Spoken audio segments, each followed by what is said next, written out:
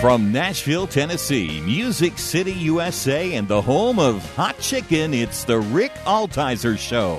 Sit back, buckle up. Rick will talk with the movers, shakers, and creators who put Christ in Christian entertainment. He's a man who's clear so the world can hear. Here's Rick Altizer. Thank you for joining me today for the Rick Altizer Show. Today is part 2 of my interview with actor and screenwriter David Payne. David, welcome to the show. Glad to be back. For those who didn't check us out last week, David tours the country as C.S. Lewis. Last week we talked about how he started his acting career, portraying C.S. Lewis and his studies and his journey into the life of C.S. Lewis. And he's kind of become, he doesn't call himself an expert, but I call him an expert. He's written multiple plays and multiple productions, tours the country performing as C.S. Lewis. And you can listen to that interview on my website, rickaltizer.com. It'll be posted for you to hear. David is going to be here tonight in Nashville at the Luby Theater, which is downtown Rosa Parks, doing the performance of An Evening with C.S. Lewis. There's 2 productions today and 1 tomorrow, Sunday. And then starting next week, the 23rd through the 27th, is a production called Wardrobes and Rings, and it's about the relationship between C.S. Lewis and J.R.R. Tolkien. And you can get more information about these shows at risingimage.com. That's Rising Image. It's not falling, it's rising. Risingimage.com. Or you can call 615-788-6151. And David explained last week how he got Rising Image.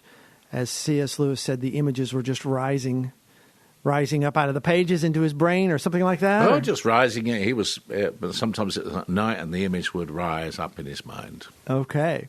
Well, talk to me about how the image rose up into your mind to do a play on J.R.R. Tolkien and C.S. Lewis. Well, during the years that I've been playing C.S. Lewis, from time to time, people have come up to me and said, have you ever thought about writing a play about Tolkien and Lewis? Because they were such great friends. They were Lewis was an Oxford tutor. Tolkien was an Oxford professor, and they met very early in their Oxford careers and became really good friends. And they spurred one another on. They set up a group called the Inklings, where other writers would come together. Tolkien read almost the whole of The Lord of the Rings to Lewis and to the Inklings before it was ever published. So there was this great camaraderie, and so it's a unique relationship, and 2 men who go on with their publications to become such powerful writers worldwide with worldwide fame. So it is a great story, but the question I had a problem with when people would ask me, or the issue I would have a problem with, people would ask me, would I write? Have I thought about writing about Tolkien and Lewis? I said, yeah, I thought about it, but I haven't come up with a setting. I need a setting, and for some reason I can't find it. Then one day a friend called me. He said, I've got an idea for Tolkien Lewis play. I said, oh, really? He said, yes. He said, I think it should be set at the end of their lives after Lewis has had a heart attack. I said, you know what, that's quite interesting, because I think that in the intervening years between when they first became friends and when Lewis had a heart attack, there were some bumps in the road in their friendship, and it cooled. It never stopped, but it cooled. And because Lewis has had this heart attack, and when Lewis died, for instance, Tolkien wrote some wonderful things about Lewis, and it was quite clear that the affection he had for Lewis at the beginning was still there. And I thought, oh, I'd like to see that expressed in a play with the concept that Lewis has had a heart attack. Both men know that perhaps the opportunity for them to get together is limited. And so I set it in the Eagle and Child pub, which was their favourite pub in Oxford. and they meet together. They don't know that it's going to be for the last time, but it actually is the last time. And it's a play where they reminisce about the past. They are courageous enough to deal with their problems in that cause the friendship to cool, and then they are able to rise above that. The friendship and the intensity of the friendship is able to rise above that those areas of conflict to once again celebrate what a great friendship it was, and in it all, there's lots of humour because they were both very humorous men, and they talk about why they wrote what they did and what fantasy meant to them, and they talk about the how much their Christian faiths affected their writings, affected both of them, and so. So that's I could see that play, and the guy that called me said, "Well, do you think you could write it?" And I said, "Oh, I think I could write that one," and that's what I did, and so I wrote it based on the themes that I've just given to you.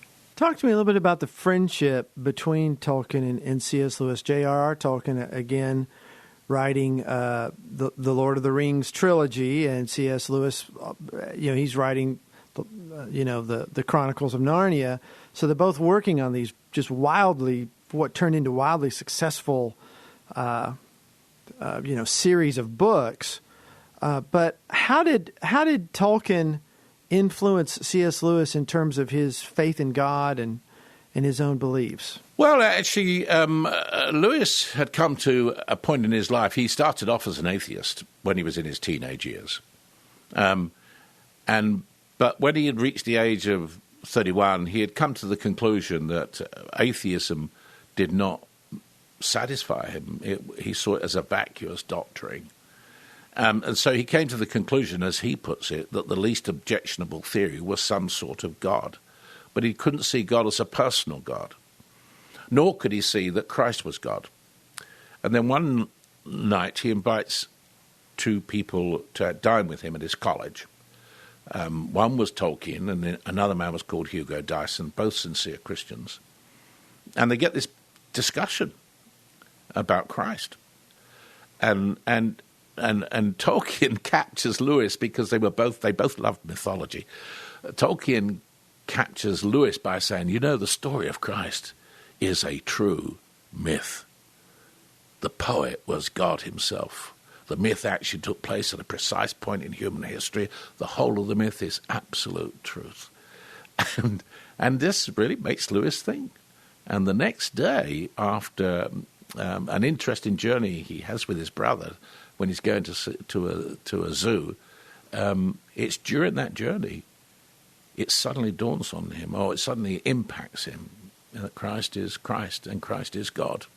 And so that's how Tolkien influenced Lewis. That's amazing. Talk to me about C.S. Lewis's journey from atheism to Christianity. You talked about he had this walk where it just kind of dawned on him. Help me understand that a little bit. Well, I think Lewis's mother died when he was 9 years old, and Lewis prayed a lot that she wouldn't die. And so, in a way, I think he saw her death as the fact, well, there can't be a God. And I think that was one of the factors that led him to become an atheist. And as he grew older, he sort of had this view, and I mean, when I'm saying as he grew older, I mean, you're talking about early teens, that the universe was a rather regrettable institution, and therefore there couldn't be a God who created it. And so this all led to him sort of formulating his atheistic ideas. But as I say, he got to the point where it just didn't satisfy him. He looked at other religions and then came to the conclusion that, as I said, that some sort of God was the least objectionable theory. And so he started to explore that, but couldn't get past the fact that Christ was God. And then with this conversation with Tolkien and this man Hugo Dyson, that's really where it all turned around, And he says about this journey to the zoo, they were going in his brother's motorbike and sidecar. He says, when I got into that sidecar, I did not believe that Christ was God. When I got out an hour and a half later, I did. And he says, and he said, I had come to see that the story of Christianity was primarily the story of that one grand miracle, that he who is beyond space and time, who is uncreated, who is eternal, came into nature, came into human nature, descended into his own universe, and there enacted what can and must be talked about. Amazing. And from there, Mere Christianity, which has been read and studied. And changed so many lives. Charles Colson, even Margaret Thatcher, in her biography, talks about the effect that book had on her life. And so you see the thought that went into it for Lewis, but he was able to, with this gift that God gave him, write. He was able to elucidate Christian truth. Lewis had that gift that a lot of writers don't have, that he could write a first draft and not have to go back and do a big edit. Tolkien was always editing his books. Even when The Lord of the Rings was published, he said it wasn't finished. So, but Lewis wasn't that sort of writer. He wrote it down, that was it.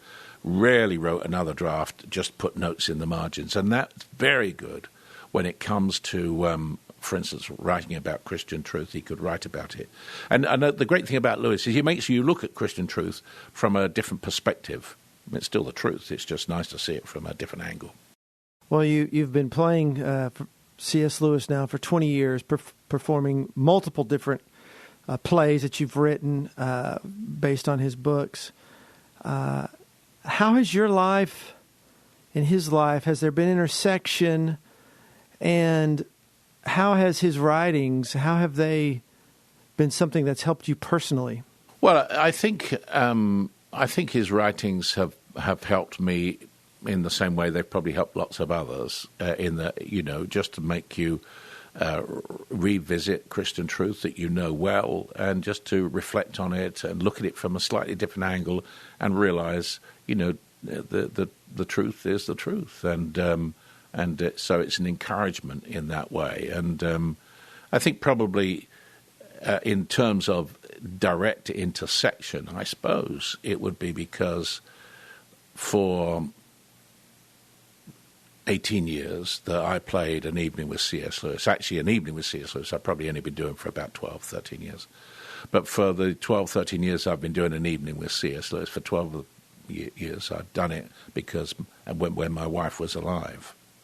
Sadly, Marilyn went to be with the Lord about a year and a half ago, just over a year and a half ago. And don't forget, I memorized the book of Grief Observed that he wrote after his wife died. And so those things came flashing back into my mind. And you could say, yeah, I know how you feel. I know how you feel. Before I could sense it, I could understand it, but now I feel it. And the second half of the play, for an evening with C.S. Lewis, when people come to the play, they'll find that he talks about his wife's death and his reaction to her death and how he coped with her death. And for me, when I had to do a run in Chicago, I would have cancelled it if I could, but I couldn't.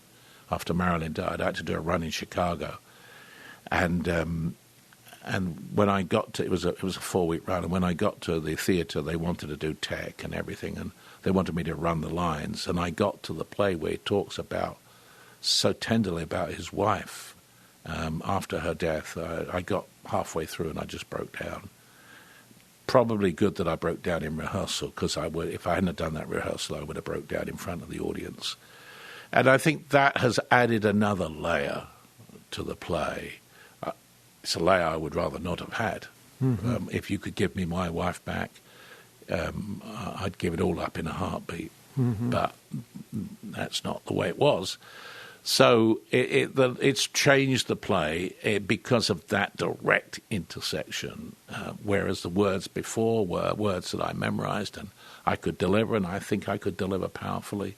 When I had to do it after my wife died, they were words that had a different power to them. How long were you married to Marilyn? 49 years. 49 years of marriage. 49 years, yeah. And so when that loss came, obviously the grief came.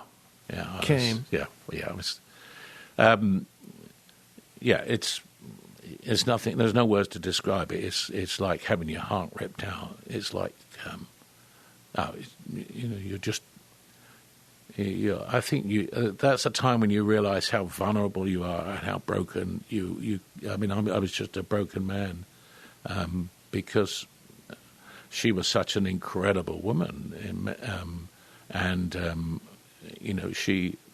I used to describe her as the closest thing I ever came to an angel on earth, because she had that incredible character. And she was just a wonderful wife all the way through. I used to say living with the pain is not easy. And it's pain, P-A-Y-N-E. Some people say living with a P-A-Y-N-E is a P-A-I-N. But Marilyn was, some people say, oh, he's bound to say that. The answer is, if you talk to anybody who knows Marilyn, they all had the same reaction. She was an angel. Yes. And she really was. So the heartache, and of course it's over a year and a half now, but don't get me talking too long about it, because I'll be in tears now. Mm-hmm. So for those who might be listening, who might be going through grief right now, and, sometimes there aren't words, it's hard. What were there specific things in A Grief Observed that you clung to that helped you, or from God's Word, or what was your anchor that got you through the next breath? There were words that came back from A Grief Observed, obviously. For instance, there were certain quotes. He says one thing about Joy when she's dead, and he's having to cope with her death. He says, her absence is like the sky spread over everything. And that's what it's like. You especially in those early months of grief, everything is coloured by the absence of the one that meant so much to you, that you loved. I think the good thing was, at least I knew, I could sense how Lewis went through it. And Lewis got very angry with God. I don't think I got angry. I just got very disappointed. And people would write to me, especially in the early days. And I tell you this, words mean so little in the early days of grief. They mean so little. What we need is hugs, not words. And people would write to me or say to me, oh, well, at least she's with the Lord. And I used to say, well, yeah, my head tells me that. But my heart tells me my problem is that she's not with me. And so you've got to go through that. And one of the things I think that Lewis realized after some months of his grief was that you almost can cope better with your grief and actually honor the loved one that's gone by celebrating what they were, rather than moaning about what you don't have. And so I love to talk about Marilyn. I mean, there's not a better subject for me to talk about. If you could give me a night on a stage, talk about Marilyn, I could talk for 3 hours. And I love to talk about Marilyn and celebrate the woman she was. She was an incredible woman, and she is worthy of celebration. And to do that does help you cope with that. And Lewis says in the play, and even with C.S. Lewis, he makes this statement. He's very angry with God. He marries Joy. He expects only to have a few months with her. And then he says this. He comes to a point where he says, or halfway through his grief, it's as though there's a change, and he says, I realize I've been looking at things from the wrong perspective. When I married Joy, I expected to have weeks, no more than months with her. And then he says, but I was given just over 3 years. And it wasn't about what I hadn't been given, but what I had been given. And he was the giver, and she was the gift. And I think, obviously, I can say that about Marilyn, except I had more than 3.5 years with Marilyn. I had 49 years. He was the giver, she was the gift. But I will tell you this, I would have taken another 49 years if I could have had it. Yes. And I think many people are knowing exactly what you're talking about right now, that we can cognitively see, okay, our loved one is in paradise right now, but we're left without. So that is the struggle, is our own. Yeah, we're loss. left with the absence. We have got to deal with the absence, and we're human. The partner that goes to be with the Lord doesn't have to deal with their humanity any longer. We have to deal with our humanity. A friend came to me not long after Marilyn died and said, I know how much you're struggling. He was a very dear friend, still is. He said, I know how much you're struggling. He said, there's not much I can say to you, but the one thing I was thinking about the other day, he said, there is a benefit in the fact that you are going through what you're going through, and she doesn't have to go through it. And in a way, this is almost a small sacrifice you can pay to save her going through it. And I thought, what a wonderful thought. It really is, because I tell you this, I wouldn't want Marilyn to have to go through what I went through in a month of Sundays. You'd much rather do it this way. Yeah. Well, just been amazing. Thank you, David, for being here with us. David Payne, actor, screenwriter, has been touring the United States and the UK for the last 20 years as C.S. Lewis. And David and his company will be here in Nashville tonight, this afternoon and tonight on the 19th at the Luby Theater in Nashville, which is in downtown on Rosa Parks Boulevard. He'll be doing An Evening with C.S. Lewis. And that show will be today, 2 shows today, and tomorrow, Sunday. And then next week, from the 23rd to the 27th, a show about C.S. Lewis and J.R.R. Tolkien called Wardrobes and Rings, as in Lion, Witch, and the Wardrobe, and Lord of the Rings, which is a great title. And you can get information about going to these shows. I highly recommend you call or go to the website. And I'm just going to say I don't think you should wait, because tickets do go quick. Risingimage.com. You can get information about David Payne and his shows there, risingimage.com, or you can call at 615-788-6151. David, last time I asked you to send us out with some C.S. Lewis. And is there anything else you have for us as we close out today? Well, as I've talked about Lewis and his wife, let me finish that quote when he says, I was looking at things from the wrong perspective. When I married Joy, I expected to have weeks, no more than months with her. I was given just over 3 years, and he was the giver, and she was the gift. And what a gift. What was she not to me? She was my mother and my daughter, my pupil and my teacher, my subject and my sovereign, and always holding all these things in solution, my trusty comrade, friend, shipmate, fellow soldier, my mistress, but at the same time all that any man friend, and I have good ones, has ever been to me. That's what I meant when I once praised her for her masculine virtues. But she soon put a stop to that by asking how I'd like to be praised for my feminine ones.